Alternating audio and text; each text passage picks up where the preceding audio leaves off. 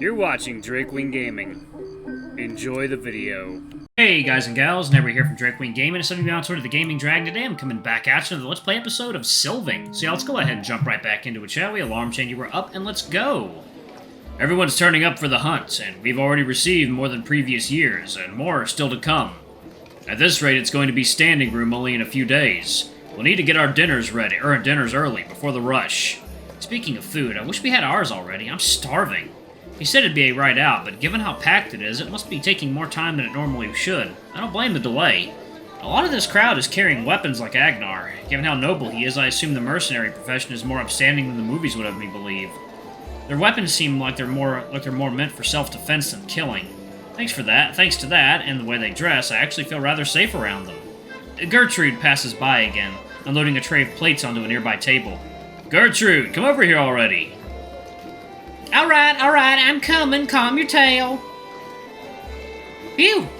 My hair will be ruined if this keeps going. How am I supposed to keep up my appearance like this? Oh my god! Damn, girl, you got the what is it? God, Gimli. He said that dwarven women have beards too. So, what did you do? What did you two dolls need? Beard. Oh, I love that reaction. Just to gaze at your bewitching face and introduce you to my new charge. Beard! Oh, so this is the foreign line that you found. This is Lord Aaron Sandre. I was just telling him about you, in fact. He's very keen to meet you. Aren't they all? She swishes her beard with her hand, the way one would normally toss their hair. I can't take my eyes off it. My brain struggles to see past it, not knowing if it's a man wearing a dress or if women can get such thick and developed beards like this. I mean, if that's a guy, if that's a guy, if that's a cross-dresser, if that's someone who trans, I don't know. Like, if that's a cross-dresser, those are some big-ass melons. If that's trans, those are some big-ass melons. What species is she? Stop staring at her beard, you fool, and say something! Pardon me, my lord, but are you honestly staring at my girls? As much as I do like showing them, a fine gal like myself can't just let her twins get ogled over like that. What? No, I'm not staring at it at all. I'm staring at that hair you call a beard. Prying my eyes up to meet hers is like trying to open a bank vault with a crowbar.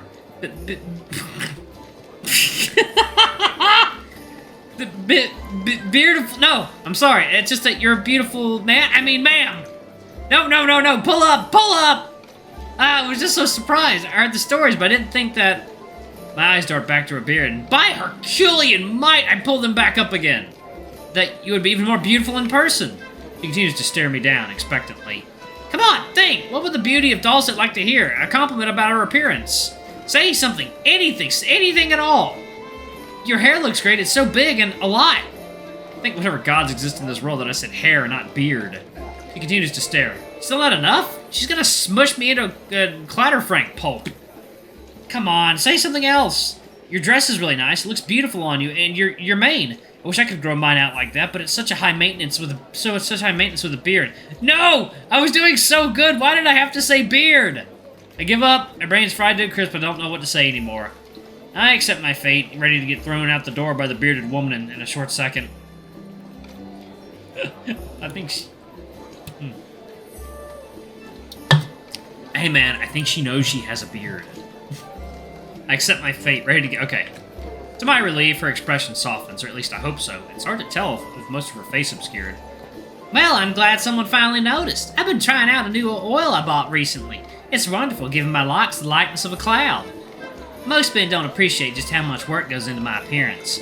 I'm glad someone with more refined taste can see it. Oh, thank God, I get to live another day. I'm sorry for my late greeting, Lord Aaron. I'm Gertrude, the maid of the Golden Hills Inn. Pleasure to meet you.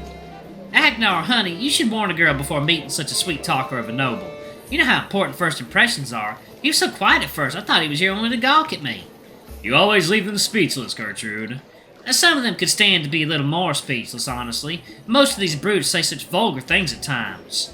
She fluffs up her beard, making it more bouncy and fuller.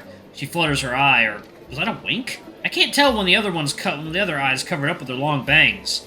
I simply adore your mane, by the way. Very avant-garde. Oh, thank you? After Soren's comments, I'm a little hesitant to accept the compliment, but if I want to keep my bones in my body, I should probably just roll with it. You should find more men like him on your trips to the woods. This place needs all the class it can get. Brum reappears from the kitchen, wiping his hands on a small rag he keeps tucked in his belt. Oh, you've met. I was hoping you'd get a chance to say hi to Trudy. He sure did. He's quite the charmer. He really knows how to treat a lady. Good that she thinks so, because I had no idea what I was saying. Well, I'd love to stay and chat. I've got an entire inn to serve. They're not going to get their food themselves. You need to hire more help for the hunt, Brum. A gal can only do so much before the dress twists into a knot. I'll see you around, sugar.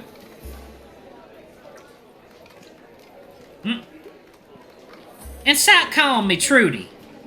She sashays around the counter towards the kitchen, swinging her hips in a fashion that draws most of the attention in the room, while Brum chuckles, rubbing his tender pelt. Huh, she'll warm up to that nickname someday, I just know it. I'm pretty sure she's going to break your hip before then. That is a risk I'm willing to take. The two of them share a hearty laugh together, the bear giving Agnar a nudge on his shoulder. He slips in and out of the kitchen, carrying 2 big plates of food. Each carries a hollowed-out loaf of bread, filled with rich, decadent-smelling stew. 3 bowls of lapskas ready for eating. There you go.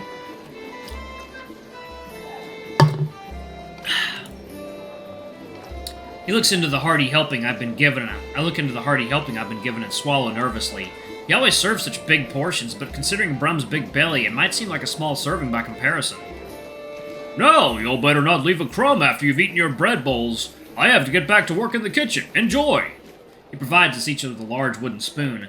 Agnar's looks like it might actually just be a ladle. As the water line in my bowl lowers, I break off pieces from the rim to dip with. The stale bread soaks up the soup and I take a bite. It's a great combination overall. At one point, Agnar lifts a whole bowl into the air, drinking the stew straight from the source. Once done, he simply devours the bowl in a few bites. Finishing his bowl, he licks his lips. He must have been really hungry, consuming an entire bowl when I'm not even halfway through with mine yet. The volume of the crowd rises and falls. At one point, the cheering and laughter becomes downright deafening. It's a bit much, but at the same time, it's nice to hear. Gertrude continues to be a stunning blur of customer service excellence. I don't know how she does it, but just watching her go is like dinner and a show all by itself. Despite the workload, she doesn't break a sweat. I can't take my eyes off her, even if for the wrong reasons. For better or worse, her beard is eye-catching. Brum comes back with a second bowl of lobscouse and our tankards refilled. Everyone's having a good time. They're all so cheerful, it's easy to get caught up in the atmosphere. The smell of food and alcohol in the air is intoxicating. I smile from ear to ear as I take it all in. I'm actually having a good time here. Someone picks up their mug, standing with one leg on the table as they raise their drink high in the air. For the glory of the hunt! For the hunt! For the hunt! Agnar lifted his tankard high in a celebratory toast, joining in with everyone. I grab my tankard of cider and swing it in the air to join in the toast. For the hunting! You stupid. But I was way off the mark. Most of the room was taking a swig from their mugs in unison, leaving the room the quietest I've been all evening. Their eyes all shift towards me. Awkward silence all around. Everyone bursts out laughing, filling the whole room and drowning out all other noise and thought. I sink into my chair, feeling hot all over as I'm cringing to death at my own hubris. I can't believe I just did that! That was a good cheer. I didn't expect you to join in on it. Agnar keeps his cool and doesn't laugh like the others, but I see his wrinkled smile, telling me how badly he wants to. I cover my head with my paws, pressing my forehead against the wooden counter out of desperation to hide myself. I couldn't sink any lower in the seat if I tried.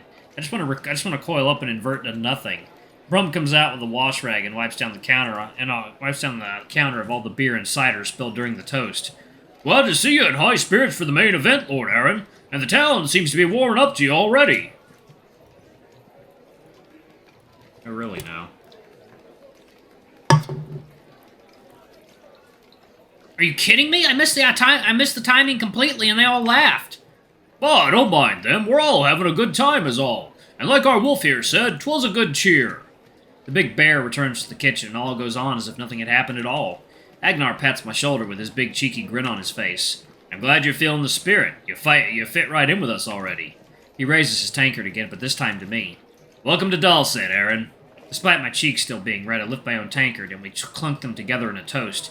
He smiles and takes a big, long, thirsty chug, emptying the whole mug in one go. We chit-chat in between eating and drinking. The embarrassment from earlier is fading as I return to enjoying my time here with the big wolf.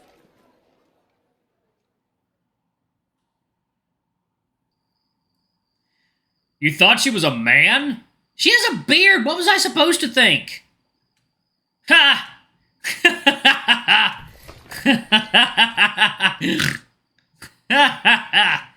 Agnar's literally howling with laughter, hunching over as he tries to catch his breath. Good thing that the streets are completely empty tonight, or people would question what's even going on with him. By the elders, Gertrude would have plucked your head bald if you told her that. Oh, I can't breathe. She looked like she was about to go. All I could focus on was that beard. Oh, please stop. I don't know how much more I can take. But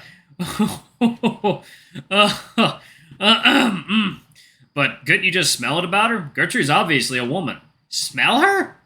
Yeah, she has the scent of a woman, so it's unmistakable. Is he seriously suggesting I just sniff at her? We don't go around smelling other people back home. For the most part, we can't even notice our own smell. And how do you know who's a man and who's a woman? It's mostly visual or vocal. Clothes, body shape, hair, stuff like that. We don't have super senses like you guys.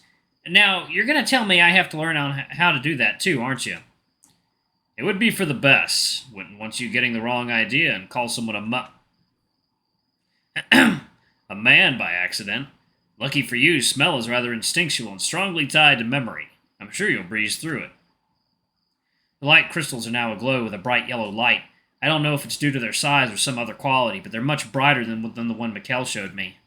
It's not all that different from the streetlights back home. Still, just knowing that these crystals use sunlight with magic makes them 10 times more interesting.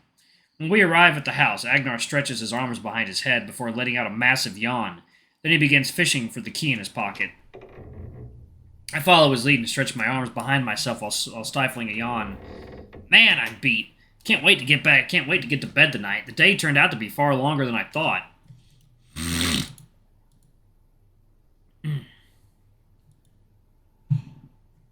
First thing I do is go to the bathroom to use the twigs and spices to clean my teeth. Going through 3 of them, I wash my mouth out with water. I spit into the small bowl. I return from the bathroom to find Agnar slumped on the bench, eyes half lit as he stares at the door. I'm about to head upstairs when something shiny catches my eye. It's the pouch of magic crystals Mikkel brought for our lecture sitting at the table. Mikkel must have forgotten these when he left earlier. I think it's more likely he left them for you, since they're here for you to learn about. Really? We are talking about Mr. Forgetful here. Mm-hmm. They're too small to be useful for anything but a teaching aid. He probably wanted you to toy with them. But don't use them. Crystals can be quite troublesome when misused. Come on, these small things? You may be small, but you'd be surprised how easy it is to start a house fire, or how hard it is to put one out. It's better to rely on other methods. Crystals are too much trouble, if you ask me. Didn't expect that from Agnar. Reminds me of how some customers from the electronics store would complain about how overly complicated tech is these days. I don't see why he wouldn't like them, though. They seem incredibly useful to me and very pretty to look at. I smile to myself and tighten the rope for the pouch before letting out a big yawn. I think I'm going to head to bed. Good night, Agnar. Sleep tight. Good night. Don't stay up too late. I'm sure your bed's missing you.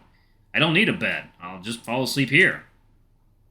Alright, y'all, I'm actually going to pause it right there. Thank y'all so much for watching. Don't forget to like, comment, subscribe, ring that notification bell, and check out our Patreon if you can. It always helps. Before I go, I'm going to give a quick shout-out to our lovely bronze tier patrons. Thank y'all for what I do for the channel. We greatly appreciate your support. Thank you to our silver tier patron, Cade Silver, and thank you going above and beyond. It's greatly appreciated. Thanks to our 3 gold tier patrons, Zeke, Toby, and Blue Wolf Alpha.